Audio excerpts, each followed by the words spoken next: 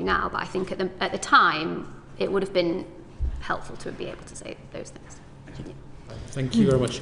Let's now move on to the issue of risk assessments. And to kickstart us off, Emma Liu, please. Thank you very much, Chair. Morning, everyone. I just want to touch on the RIMA review, because I'm struggling with, based on the evidence that we have before us as a committee, how the risk assessment moved from August 2023 to individuals being at risk of death, to then November 2024, secrecy still being needed to protect life, and then June the following year, there was a diminished risk to individuals. Do you feel that RIMA was a fair and accurate assessment? All I would say on this is they stopped relying on the defence intelligence assessments, and there weren't any defence intelligence assessments in the sort of immediate period leading up to the RIMA review. So that, I would like to know more about that, and I'm sure that's something that you can delve into, but I know Holly has something to say on the RIMA review. Yeah, I think it was a useful exercise in terms of going to, and I think, you know, if you want to dig into the RIMA review, I would suggest going to these organisations yourself as well. So going to the UN, going to Rawadari, who are an NGO that do a lot of documentation of reprisal attacks. I think it's useful to have a picture of, you know, what are reprisals like in Afghanistan, who is affected by reprisals. And so I think that exercise is useful. I don't know whether we kind of got a sense of what the defence intelligence assessments were through what people said in the hearings we were allowed to be in, but we never actually got to know what was in the defence intelligence assessments. Mm-hmm. So we ourselves don't know, you know, the substance of those assessments. But I'm not sure it did the same. Obviously, RIMA did a different exercise in terms of being able to get that expertise from outside. Yeah, I think, I mean, lots of people who submitted evidence will have different opinions on whether that was a correct assessment of risk, whether that reflected enough the specific risk to Afghan security forces who are connected to the UK. So I'm sure you'll hear different views on that, but I would just recommend, yeah, if you can, trying to speak to UN Special Rapporteur or Rawadari to try and get a sense of that overall picture, because I mean, I try and do a lot of documentation of reprisals myself, but it's, by being a journalist, you're dealing with anecdotal evidence. Obviously you're trying to tell individual stories, but it's harder to get that kind of nationwide picture in the same sense. So I think, yeah, if you want to kind of dig into risk, then I would recommend doing that, really. Can I just ask Holly, on the back of that, why do you think RIMA didn't look more deeply into reprisals?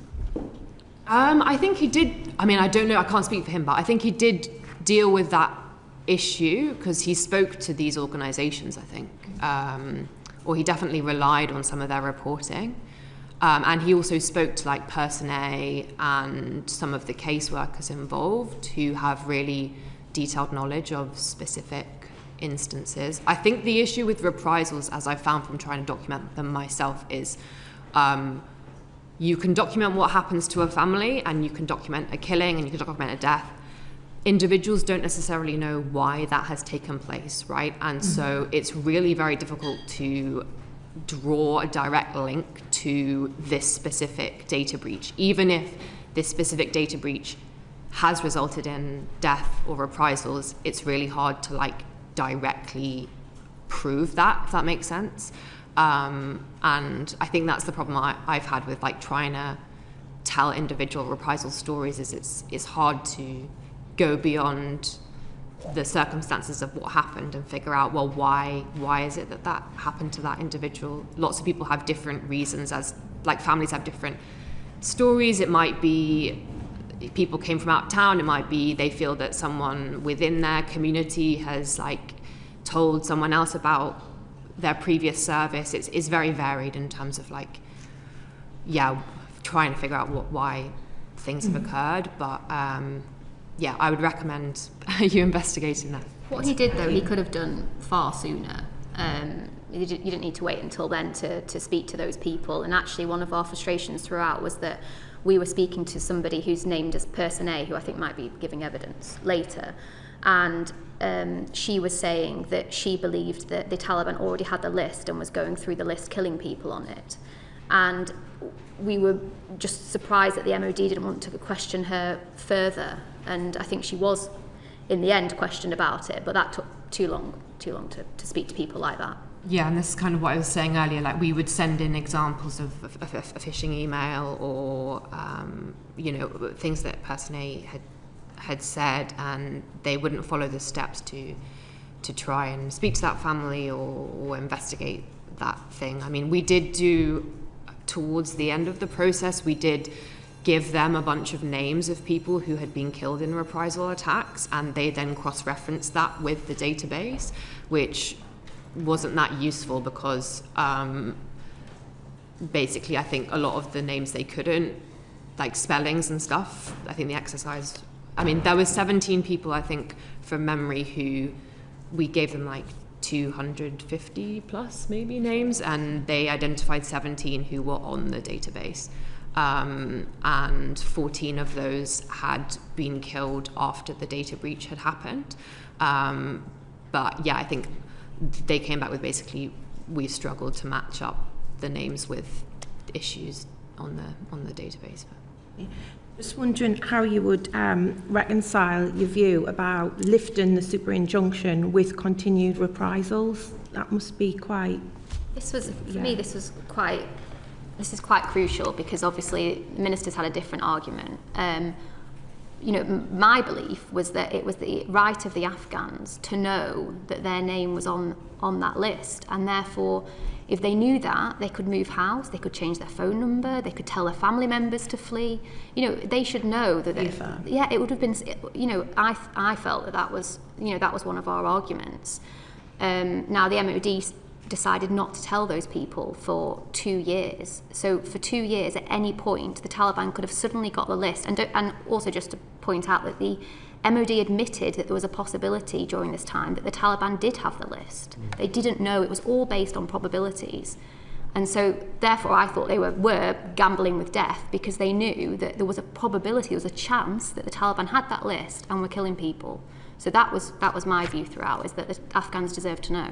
And that was something the judge was very good on as well. He had this idea all the way through that we don't know if the Taliban have the list or not, and if they do have the list, then the super injunction is making life much harder for Afghans who are on the list, because the Afghans themselves don't know about the data breach, that the Taliban have the list. And he said in one of his rulings, one thing that can be said for absolute certain is they'll be far better off learning about it from the British government than from a knock on the door from the Taliban. At the point when the assessments were made that the super injunction relied upon, was that being said then that the Taliban could already have the list at the point when it was put in place? All the way through the case, they didn't know. As Larissa says, it was all based on probabilities. They just didn't know whether they had the list or not. And these defence intelligence assessments, I think you said you've never seen them or weren't privy to those. Do you know if that was being refreshed regularly throughout these years? Do you know who did them? Do you know how many assessments were being done? What was the process? We also we put all these questions to the MOD and they didn't answer. Because I was interested to know, who is it? One person? Is it lots of people? Is it a department? Are they specialists? Are they not specialists? We want to know. They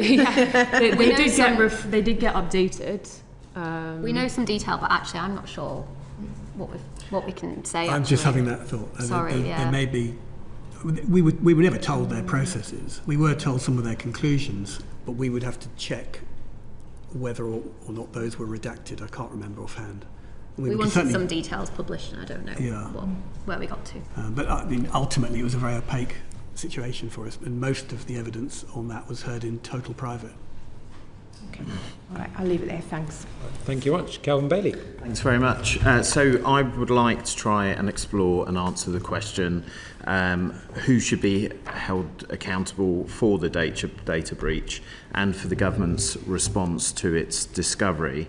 And in doing so, I'd like to consider if individuals are at fault or if we're dealing with good people responding to the best of their ability to deal with a series of unfortunate circumstances. And I'm going to lean quite heavily on the evidence. I hope you've all seen the Public Accounts Committee, in which I questioned the Permanent Under-Secretary about this. He has issued a letter and a response which covers some of this. And I'll put to you, perhaps, that the responsibility for managing the recovery of UK citizens overseas is a non-combatant, as NEOs, as we know them, combatant evacuations. And that is principally the responsibility of the Foreign Office, as detailed in Joint Defence Publication 3-51, which is the government's own document on non-combatant occupation, evacuation. So let's perhaps start there. Who is responsible for this breach? Obviously, there was the individual soldier that sent the list twice in 1 month by mistake. Okay. Now, I think it's much bigger than that individual, and that person, I've been told, was really trying to help the Afghans and work out exactly who should come here and whether their applications were truthful and whether they had served with the British military. So I wouldn't say that person. Okay, so we accept, and we've seen, that individuals make mistakes, and their ability or their propensity to make the mistakes is based on the position that the system puts them in, right? So that individual was in the MOD. Correct, and he's been moved from dealing with the Afghan cases to somewhere else in the MOD, and he hasn't been sacked. But in terms of when you look at it, then why did that happen? I know that, my understanding is that Ben Wallace, after a previous data breach, had asked the department to make sure that if they're sending any data out of the MOD, that should be checked. So who was supposed to be doing that process, and why didn't they do that? Okay, so in his response, they recognise, the Permanent Under-Secretary, David Williams, recognises that the breach was made by an individual, and as you've described, we're not going to lean on the individual because they are a subject of the surroundings that they're placed in. We know that they've inferred that this is a lack of appropriate systems to prevent or mitigate the error. And all of the discussion has been about this taking place within the Ministry of Defence. What I'm putting to you is perhaps, is it reasonable that this takes place within the Ministry of Defence and not the Foreign Office? They were the lead department. Why? And because this all started with the ex gratia scheme and then ARAP, and I mean the Daily Mail's been running this campaign for 10 years, Betrayal of the Brave, to try and help people get sanctuary in the UK who had fought or served alongside soldiers. Why is that the responsibility of the Ministry of Defence? Well, because they were, in the large part, military interpreters that ARAP was set up to help rescue. And so that scheme began. I think the MOD's been behind at every stage, playing catch-up and, Operation... Is it reasonable, what I'm asking from you, and I'll come on to some of the comments that you've all made, is it reasonable the Foreign Office is responsible, so an individual's eligibility will be determined by the FCDO and the Border Force? Everyone is focusing on the Ministry of Defence. Does it seem reasonable that the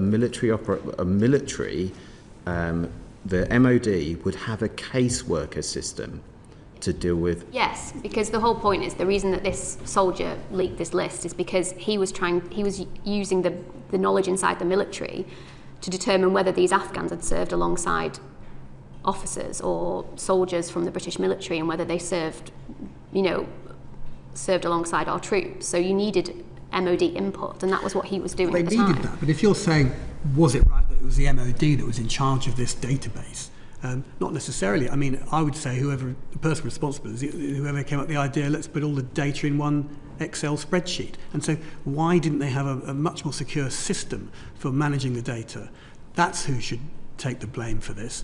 And whether that would be an MOD system or a Foreign Office one, I don't know how government works, but certainly that would be where I would look. Brilliant, and I agree with you entirely, and that's why I put to PUS that actually the failure within inside the MOD was to aggregate this data in the first instance, because that is a breach in and of itself. Large collections of data and mixing data of various kinds is a breach. So regardless of whether an individual pressed send, there was already a breach there. But the point I'm trying to explore is whether it is reasonable for the Ministry of Defence to act as a caseworker. That is the responsibility, in the MOD's own documents, of the Foreign Office. So where I'm trying to go with this is to understand, was it the Foreign Office, was it the fact that the Foreign Office failed to do its job, or was it that the MOD was too willing to accept something that it wasn't capable of doing? Yeah, I mean, the reality, why it got set up, but I mean, DAR exists as essentially a case-working unit. Why that has happened, I don't know. Why it got put to the MOD to do that, but obviously this whole unit exists to essentially assess Afghan resettlement claims. And yeah, you could question, should that be the MOD running that? But I guess the reality we are at now is that there's this whole department that is full of caseworkers under the MOD who do all these kind of resettlement assessments. Yeah. It's always been with the MOD as well, since 2015 when I've been reporting on all the schemes. It's always rested with the MOD because, as Sam said, it started off with Afghan interpreters and then grew and grew and grew. So it just seems to make sense that you would continue to keep it within the MOD in some form. So your premise, your understanding is that this is an MOD responsibility rather than the Foreign Office. Arab is. The management. So the management of the eligibility of people to come to this country, caseworking, is an MOD responsibility. Well, it has become that. Yeah. I mean, principally it is because they had to find out if they had indeed served alongside British troops or whatever it is they were claiming. Obviously, after they are given Arab eligibility, if they are, it's then the other departments such as the Home Office get involved to check on security systems and various other things to see if they can actually come here. Okay, it's important. This is very important because it is FCDO has systems to manage casework because managing people is normal for it as an organisation. The point I'm trying to make is, in accepting this, the department, the Ministry of Defence, invited onto it stuff that it wasn't capable of doing. And I want to know whether it was the ministers or the officials that put that individual into the position where they made the breach, where they were not given the appropriate equipment, training, the department that has now been built and put in place, whether it was the ministers or the officials' fault for drawing their people onto that. I think that's a question for the MOD. That's a brilliant question. Yeah. We'd love to know the answer. And what I would also really like to know is, has anyone been held to account? Because if you speak to the MOD, they don't tell you that anyone has been investigated. I would like to know the answer to that. And that's why I asked in particular yourself, Larissa, because in your articles that you claim the ministers were gambling with death based on probabilities. That was one of your quotes. Yeah. My view of this, for what it's worth, and you need to comment on, is why would you have the risk assessments, the failure in risk assessment was the failure to realise that the 800 people that they thought they were going to deal with was circa 14,500 or in excess of that, and as a result someone was inviting that amount of pressure onto people that weren't appropriately resourced or trained in doing so. That is where accountability stops, not the individuals below them. And whether that is ministers or whether that is the PUS is of interest. That is germane for this discussion. That's what I'm trying to get after. Yes, well, yes. And what I found quite interesting is, we're not going to give our opinion on who should be held accountable personally. I mean, I don't know the answer to that, but one of the stories that I wrote, I mentioned Gwyn Jenkins. Now, I thought it was interesting that a minister at the time in Cobra asked Gwyn Jenkins whether he or Admiral Tony Radican, who was CDS at the time, were going to resign over it. So clearly ministers felt that senior military chief should be taking responsibility for it. Now that's quite interesting to me. It is, and also why someone would invite the responsibility. Do you see my point now? So out of those individuals or the PUS, and I've asked and I challenge you to go and look at the public accounts discussion on this, but someone has to be identifiable for inviting that onto their people, and we have to know the reasons for why they would choose to do so. Okay, thank you. Thank you very much. Ian Room, please. Yeah, thank you. Must be very frustrating for you as journalists not to be able to report this, and I want to focus right on something that you said right at the beginning, Larissa, about the general election period. And you know, the Afghan Solidarity Coalition wrote at the time, the prolonged duration of the injunction raises serious concerns about the political motivations rather than protection imperatives. The length of this injunction conveniently covered all eventualities surrounding the general election, lose or win, ensuring no direct implications for MPs or ministers involved in the breach response. What impact do you think, and your perspective around that general election period, how, and the change of government, how did it affect your reporting at that stage? Well, I think we'd be having a very different conversation now if the Conservatives had won the election, because then we'd be looking back at with hindsight at them blocking us from reporting this, seismic story.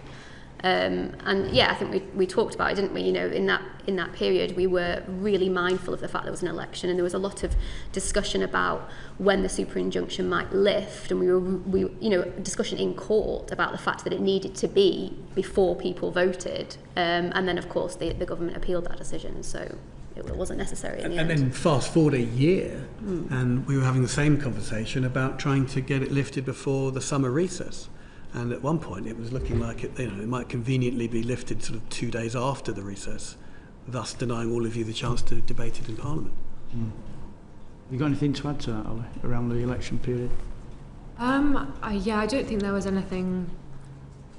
We obviously felt, obviously the election is looming, but there wasn't any sense that there was any particular political reasons as to why XYZ decision was taken. I slightly feel that any side would have appealed the High Court decision. It's kind of a natural legal next step. So, yeah, I think we would have always ended up at the Court of Appeal, probably. I mean, the judge did keep saying, he didn't say this is political, but he did make the point that we're not talking about secret weapons programs. His exact quote was something like, "We're talking about a secret resettlement scheme for immigrants to the UK, and these are the political consequences of this scheme." He made that point. He was very clear to him, and this was just before the summer. This was just before. When was that?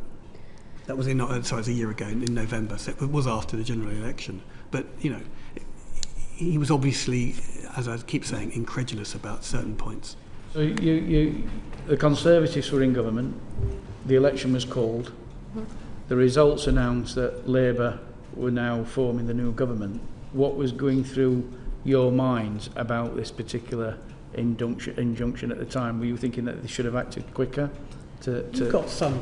You spoke to somebody who wanted to get it lifted quickly. I remember thinking, from what you were being told, that they might have a complete change of heart about it. But they didn't, because then they had that October HEA meeting where they were talking about extending the scheme. And they were talking about, £7 billion of public money. I mean, it was very clear. Increasing the scope, increasing the numbers. And it went on for a year instead. Yeah, this is October, the current policy response to the data incident will mean relocating 25,000 Afghans and extend the scheme for another 5 years at a cost of £7 billion. So, there was clearly no particular change. If anything, it got deeper. And given that, what's your frustration around the MOD not giving you the responses that you need now after all this time? It just makes you wonder, has anything changed since that moment two and a bit years ago when they so alarmingly easily went down the path of an unprecedented act of state secrecy? Thank you very much. Calvin Bailey wanted to comment on this. And I just on the back of that point out again at Public Accounts Committee. So just now you've all said billions of pounds have been managing this fallout, and you've just made reference to that. I put to PUS that a caseworker system costs £5,000. I think we pay about £1,500. And that is the risk decision that someone failed to make in 2021. So again, about responsibility, it's billions of pounds on defence. Should this have come from the defence budget, or should this come from foreign? I don't think they'd worked out where it was coming from. They knew it was going to cost up to £7 billion, but that was that was taking into account housing and various other costs when people were actually in Britain. So, but they hadn't worked it out. There was no suggestion from any of the things we saw that the Treasury had signed this off, or that they knew which budget this was coming from. But of course, the Chancellors, both Conservative and Labour, were in these meetings. I mean, there were meetings of pretty much all the senior ministers apart from the Prime Minister. So the Chancellors would have been aware that there was a lot of money that was needed. But we don't know where. The Chancellor wouldn't have been aware at the moment that someone who had an organisation that wasn't capable of handling this information had made a decision that was a £7 billion gamble on a failure to invest £5,000. It's a very striking way of putting it. Yeah. And can I just come back and just say, publicly, have you ever been told that the MOD aren't now got personnel in there keeping things on spreadsheets to ensure that this doesn't happen again? You've been told that, sorry? No, I'm saying have you been told that they're not using this system of using Excel spreadsheets now, so this same issue and problem could happen? They changed the system at some point, but actually I don't know the detail of that. Right, okay. I would hope that they're not doing that. that. I hope they have as well, but I'm just wondering if anything's gone out there publicly about this. Probably on Google Docs. You know. I think there is something about them changing the system, but I can't remember the detail. Right. Yeah. Thank you very much. In your evidence, you referred to a confusing disconnect. So saying that the government in court has presented a very different narrative about the number of Afghans to be relocated to the one that it presents today. For example, the narrative in court was that the cost would be up to £7 billion, and the number of people that we're dealing with could be up to, from 25,000 to 42,000, whereas the narrative now seems to be that the costs are up to perhaps about 850 million, and that it involves around 6,900 people. So, do you believe that there is an agenda behind this change in narrative? Who would like to go first, please? I don't know if there's an agenda, but it just was very stark that when the government were arguing with the judge about keeping the super injunction, there was one set of numbers, both for the cost and for the numbers coming, that were very high.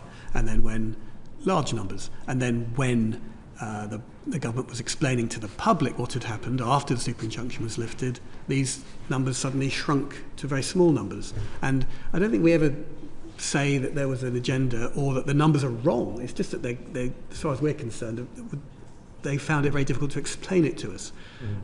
I also think it'd be quite hard for the MOD to tell because they didn't necessarily start recording. I don't think, this person's here under ARAP, but their risk has been reviewed as a result of this data breach.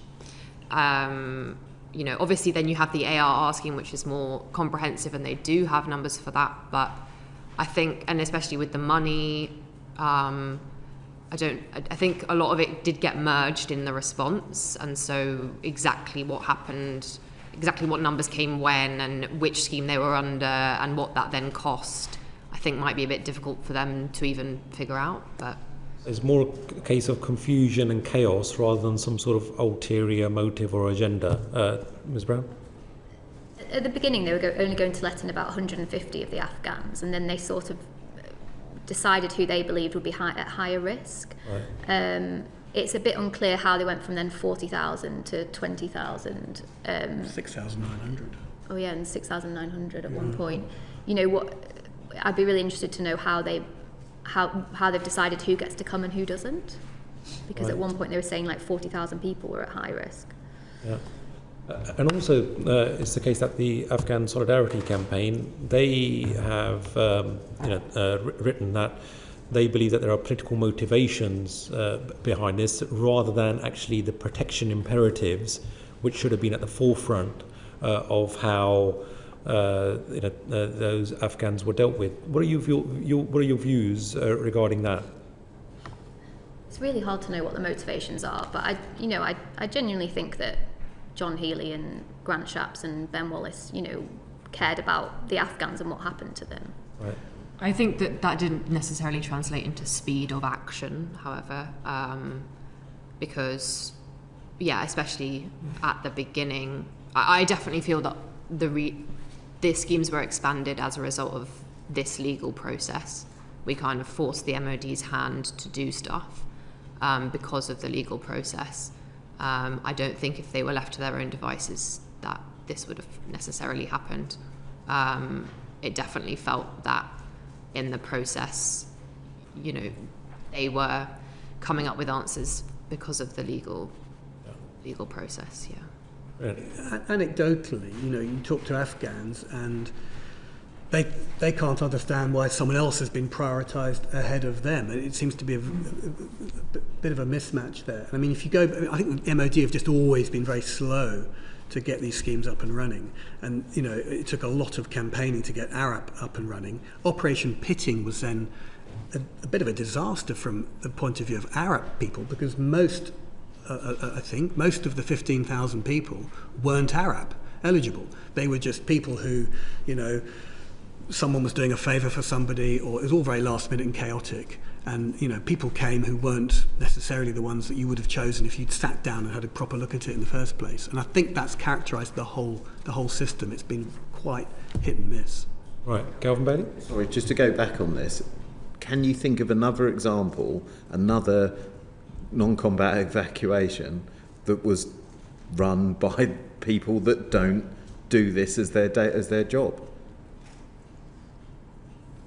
I don't know. It absolutely bemuses me that no one has pointed out that this, if there was a NEO anywhere else, we wouldn't be talking about the Ministry of Defence. I get that some of the people, like the eligibility, some of the people had Ministry of Defence backgrounds, but what you've just said, like the fact this arrives at Pitting, like this is a huge failure of foreign policy. This is the Foreign Office's job to manage and understand where UK EPs are in a country, such that when an evacuation is called, they know the priority of those people. I'm pretty sure, though, at the time of Pitting, the Foreign Office had people. Holiday. Well, I think they had people in country, and then they were pulled out, and so the MOD then sent people to Afghanistan. Yeah. I mean, the troops who served during Operation Pitting, obviously they, were extremely brave and worked really hard, but there wasn't a concrete policy there. So they were allowing people into the airport that weren't on the list, and then having to tell them to then get back out, and allowing people in that shouldn't have been there, and not allowing others in. I mean, it was very chaotic, as we all know. Right, brilliant. Fred Thomas. Thank you, Chair. Holly, just want to take you back to something you alluded to kind of a bit earlier in the session, but it comes from this discussion about the numbers and slightly unknown numbers from the MOD point of view of Afghans being resettled. And you said it's becoming much harder, it seems, to resettle people from Afghanistan here. Yeah. And you recommended that maybe we look into this and Yeah. sort of ask some questions why. What kind of lines of inquiry do you suggest we take? What are some of the reasons that could be? I would like to know, for example, how many people have been evacuated from Pakistan to the UK since this super injunction was lifted. And I would also like to know how many people have been moved from Afghanistan to Pakistan. I recently reported on a case of a family who were deported from a Pakistan hotel run by the UK back to Afghanistan. Obviously, the picture in Pakistan is essentially the Pakistan government aren't happy about this happening and continuing to happen. And we heard in the court case that actually they'd give until the end of 2025 as like a hard deadline to get this scheme closed by. And obviously they're not keen on people without visas, because often the visas run out because people are waiting in these hotels for Home Office checks that take a long time.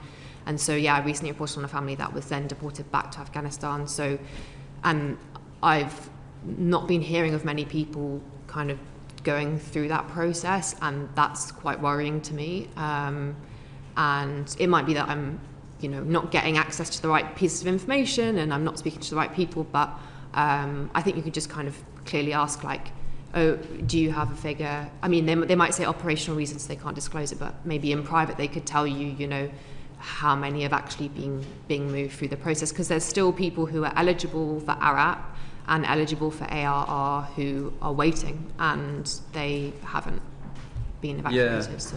And yourself, Larissa, are you able to suggest any reasons we might look into as to why it's becoming harder, seemingly, from reporting, and there's kind of less of a willingness, it seems, on the UK government's side to resettle certain Afghans in the UK?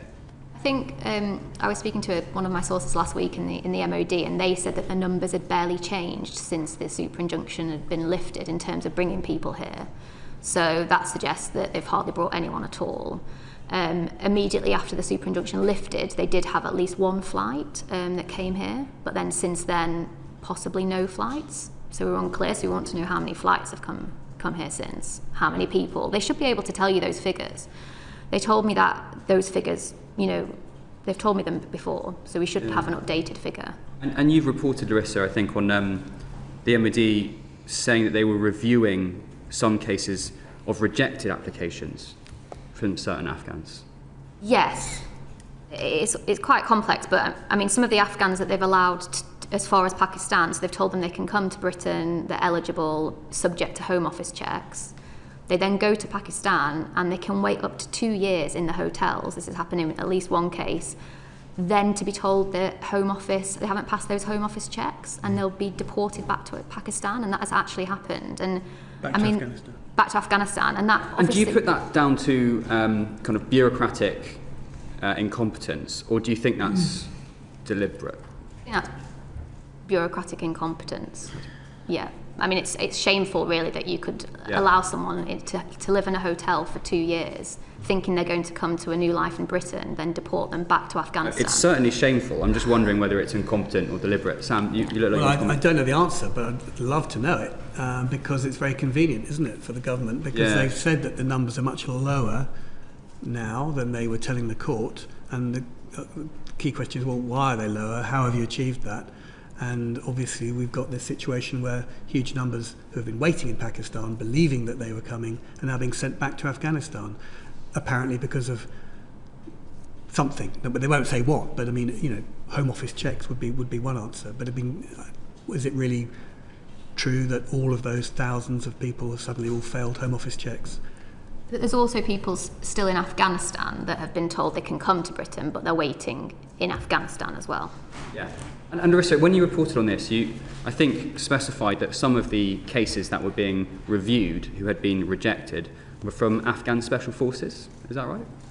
Yes, I think this is about the 6 of them. The 6 of them, one of them was an interpreter, and a lot of the cases are about the special forces, the triples, but I can't remember. There's separately to these, gets confusing, but separately to all of this, there's the triples review, which is looking at where it was originally looking at 2,000 applications of Afghan links to specialist units, and reviewing rejections due to failures in the way that their cases were specifically handled. That's still ongoing, and they added a whole bunch of new cases to that a few months back. So yeah, that's kind of a separate arm to the rest of the resettlement schemes. And yeah, I mean, from some perspectives, it's not so easy to separate them, because ultimately we are talking about, people from one country, and are we able to resettle them? But I take your point. And a lot of them are data affected people, right? So that also comes into There's an overlap. Yeah.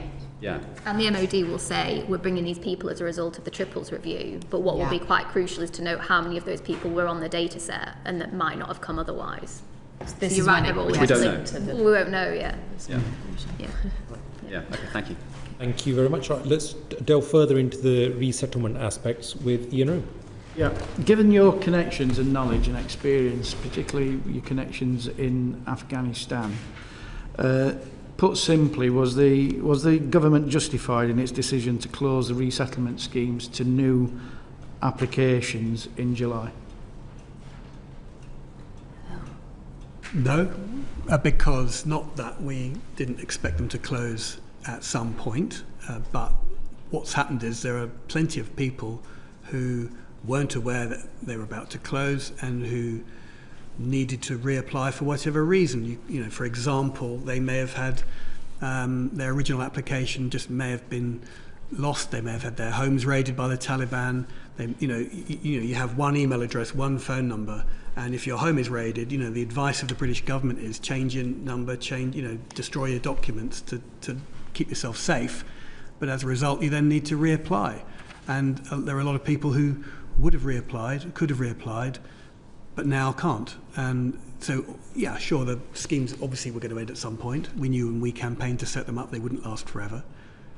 But to do it now does seem slightly unfair.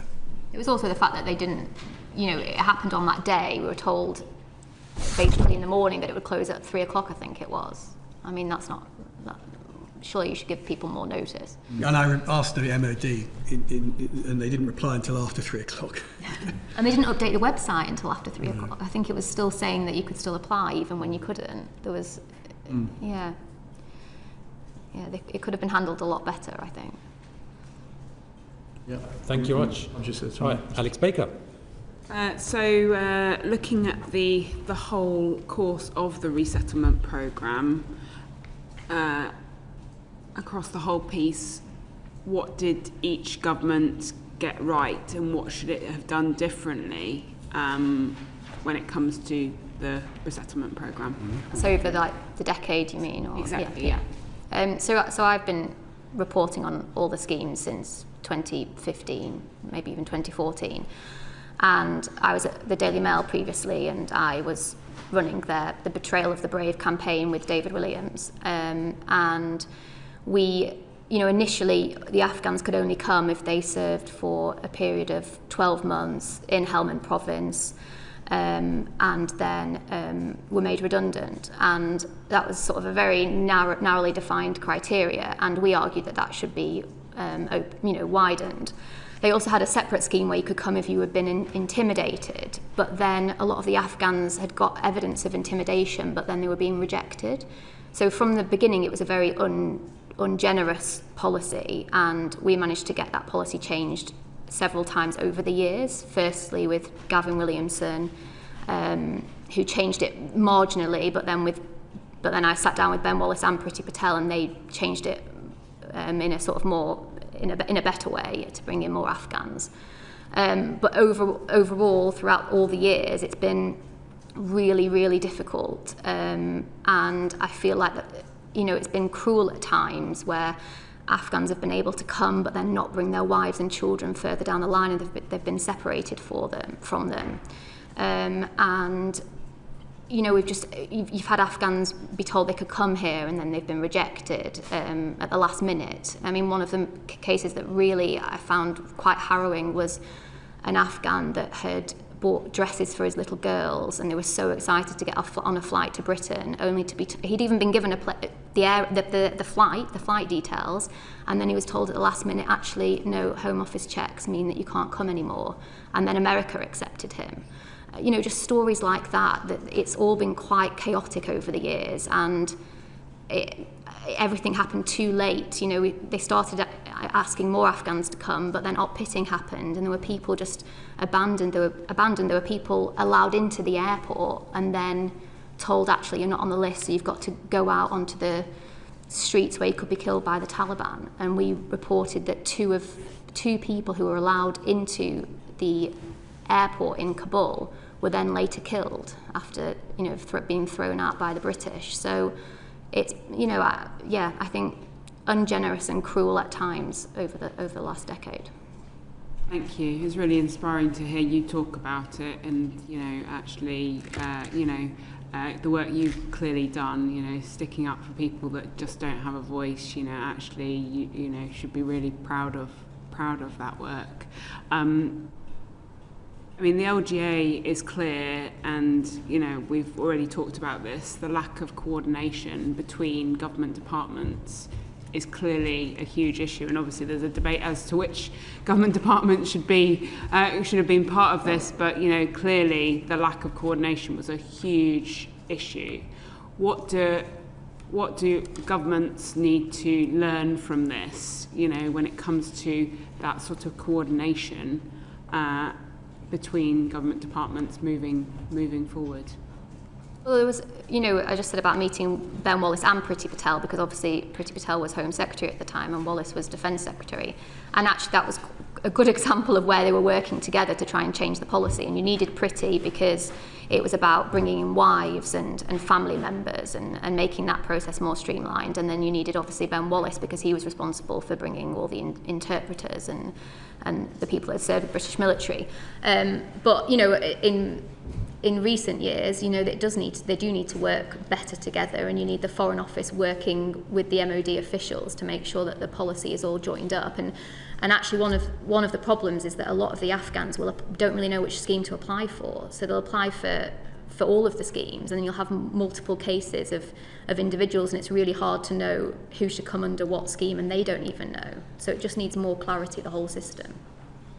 And then, I mean, coming back to the plight of Afghans, and your work presumably continues, and, you know, obviously we're approaching the sort of cliff edge on the transitional accommodation for Afghans that have come, you know, December this year. Have you got any thoughts on, you know, how government are approaching the risk around that cut-off, and, you know, obviously risk of homelessness being, the big, risk in all of this? Well, I don't actually know any details about how they're going to manage that situation. I know there's still Afghans at military bases. I know there's still Afghans in accommodation in Inverness actually. But yes, I don't know the specifics on what they're planning to do to manage all of that. Something that we should probably I'd be really about. Interested to know. Yeah. Thank you, Jen. Well, thank you much. I believe Lincoln Jock wanted to come in on this. Yeah, just a quick one. The obviously part of the reason why we're looking after the Afghans is because this won't be our last rodeo, and we want to be able to go down range and rely on, to a certain extent, consent in order to be able to operate amongst the people. Amongst your contacts, both still in Afghanistan and Pakistan and military bases back in the UK, have people expressed to you a regret for having worked for the Brits, or are they positive about the experience? Would they do it again? I think a lot of them would do it again.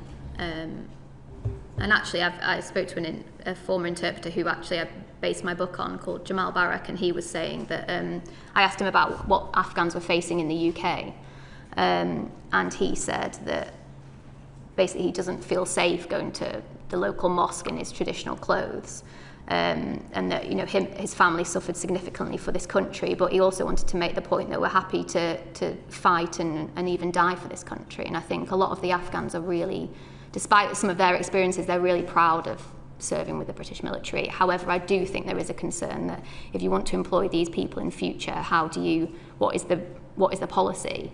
And I would have to check, but I know that I've written previously that since the Afghan, sort of the chaos surrounding the schemes, they then decided to employ interpreters via third parties when they had a deployment somewhere else.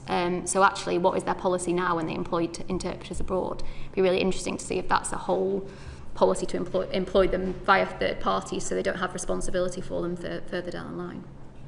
Thank you. Right. Well, it's become abundantly clear that there were various government departments that were responsible for different aspects of the resettlement and other issues pertaining to this. But in your view, who should we have in front of us in terms of former ministers and current ministers? Ben Wallace, Grant Shapps, James Heapy. Anyone else? Well, all the current, and Luke Pollard. Yeah, all the current ones, yeah. Yeah. Current ministers as well. Haley. Anybody outside of the Ministry of Defence? There's the people in the HEA meetings, if you can get them. Yeah. Natalie Moore might be a good one. We heard from her quite a lot in the court proceedings. Mm-hmm.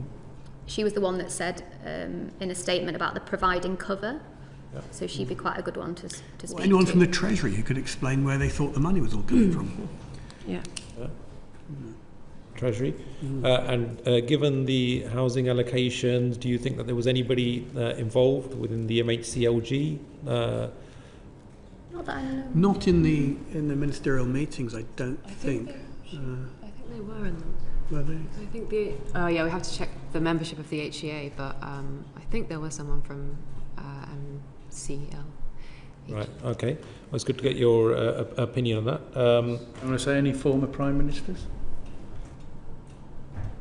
Yeah, all of them. Why not? Okay. Well, they knew about it. Yeah, of course. All right, let's move on to Fred Thomas. Thank you, Chair.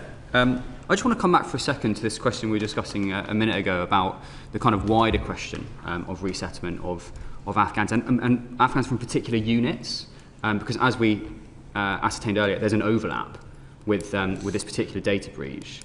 And Holly, you reported in July of this year about this inquiry that 2 judges reported on into some of the MOD casework and the processes that were carried out for whether or not to give refuge to particularly special forces Afghans. And you quote the judges, and I'll read it out because it's quite powerful.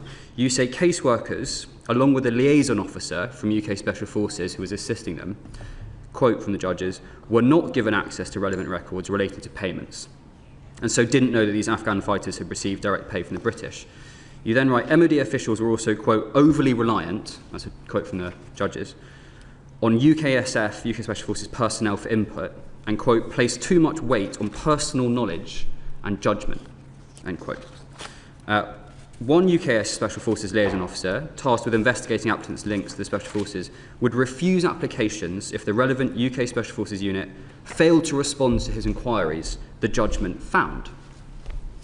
So, what I would like to know is just from your opinion, because you've clearly looked into this closely, you've reported on it, is your sense that this was just incompetence, or were these Special Forces liaison officers, as has been suggested by the BBC, doing this on purpose?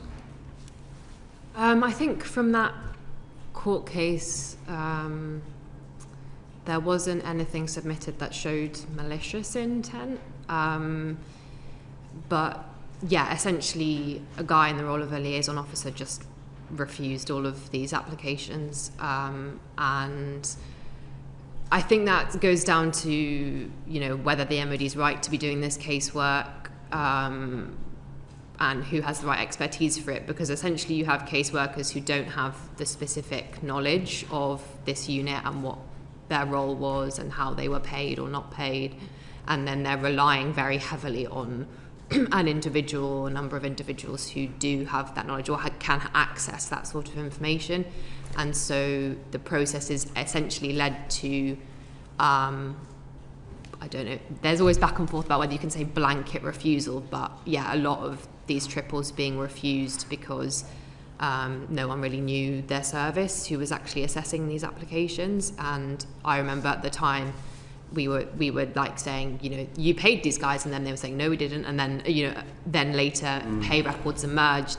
And so I think there was within the MOD like a lot of knowledge wasn't accessible to some branches of it, and then they made wrong decisions, and then that also made them overly reliant on people with UKSF links to like try and but in terms of figuring out whether that can be linked to the ongoing Afghan inquiry, I think the BBC probably have the best sources on whether that is the case or not. That didn't emerge in this court case.